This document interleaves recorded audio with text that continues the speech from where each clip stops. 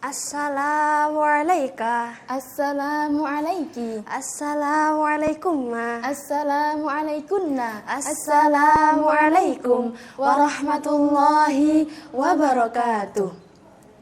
Alhamdulillah. Alhamdulillah. Alhamdulillah. Alhamdulillahirabbil alamin. Asyhadu an la ilaha illallah Wa asyhadu anna Muhammadar Rasulullah. Assalatu wassalamu ala sayyidina Muhammadin Afdalul anbiya'i wal mursalin wa ala alihi wa sahbihi ajma'in. Amma ba'du.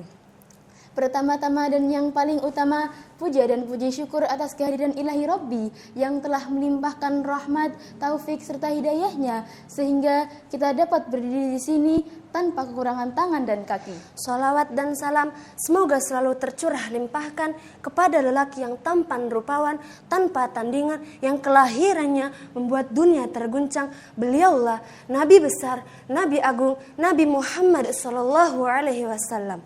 Biqaulina Allahumma sholli ala sayyidina Muhammad.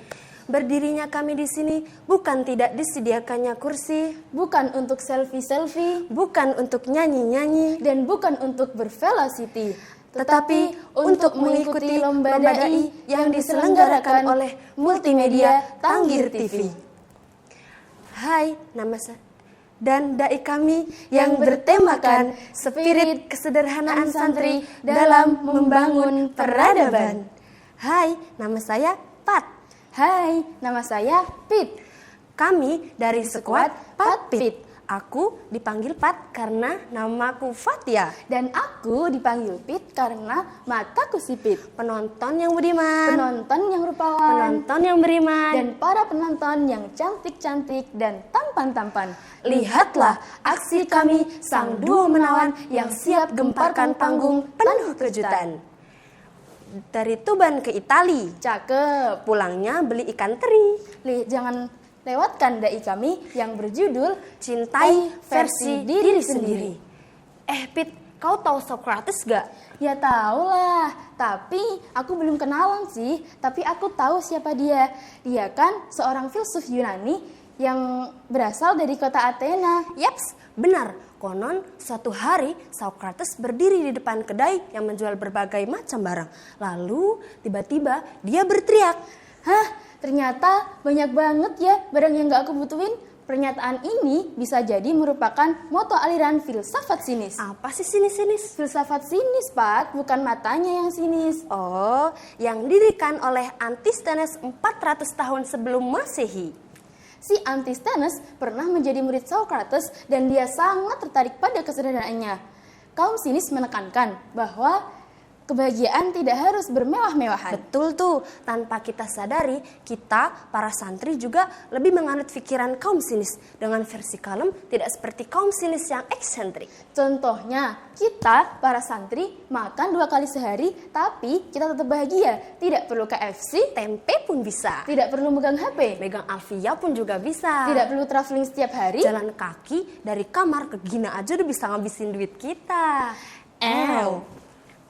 Dengan hidup kayak gini, kita nggak perlu iri sama yang di luar-luar sana yang sebebasnya. Cukup jadi diri kita sendiri sebagai santri yang tak perlu hidup bermewah-mewahan, tak perlu hidup berlebihan, Glamor, perlente. flamboyan. Padahal kan kita bukan anak bangsawan. Kita kan anak santri yang cukup cantik dilihat dari luar dan di dalam hati. Dan cukup sederhana.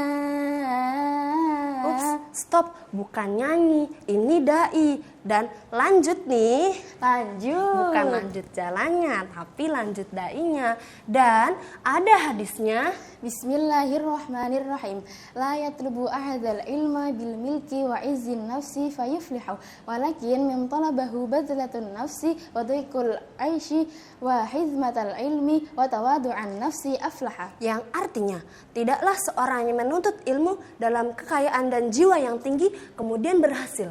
Akan tetapi barang siapa yang menuntut ilmu dalam jiwa yang merasa kurang, susah dalam penghidupan, mengabdi pada ilmu dan mengabdi pada ilmu dan jiwa yang penuh tawadu, maka dia yang akan berhasil. Hadis yang diambil dari buku Kopiah Abang yang diterbitkan oleh Angkatan Muslim pada tahun 2023. Nah, dan lanjut ke dalam cerita awal, cerita filsuf Yunani dan sang Socrates. Suatu hari, Diogenes, dia adalah seorang murid dari Antisthenes yang konon hidup dalam sebuah tong.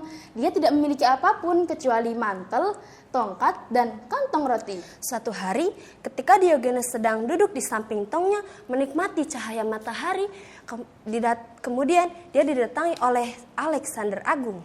FYI, Alexander Agung adalah maharaja yang kaya raya semasa hidupnya. Dia tidak pernah melihat rakyatnya yang tidak mampu. Suatu hari, sang maharaja mendapat kabar bahwa ada salah satu rakyatnya yang hanya tinggal di sebuah tong. Akhirnya, sang raja berdiri di hadapannya dan bertanya, "Wahai rakyatku, apakah engkau membutuhkan sesuatu dariku? Bisa aku turuti. Kau mau iPhone, kau mau Pajero, kau mau uang sepabrik uangnya? Bisa aku turuti, wahai rakyatku." Iya, bergeserlah ke samping. Anda menghalangi matahari di depanku. Dengan demikian, Diogenes membuktikan dia tidak kalah bahagia dan kaya dibandingkan pria agung di hadapannya. Nah, gitu. Cerita dari Diogenes, seorang yang hidup begitu sederhana. Tak perlu mengukur harta, apa yang dia punya, dia terima. Dan ingat selalu, tak semua benda perlu kau bawa serta, sebab kebahagiaan cukup kau abadikan dalam kesederhanaan. Udah nih, Pat. Udah deh kayaknya, kan kita gak bisa selamanya nemenin mereka. Itu mah masa lalu. Oke guys, kami sekuat Patpit mau undur diri, jangan kangen, jangan sedih. Suatu hari kita bakal ketemu lagi di sini di pondok kami. Dan jangan lupa uang parkirnya, like, comment, and subscribe sebanyak-banyaknya. Maafkan jika ada salah pengucapan, jika ada salah keterangan, dan jika ada uang, berikan. Jangan gitu, Pat. Udah, salam yuk. Undur maqala wala tangdur maqala. Wassalamualaikum warahmatullahi wabarakatuh.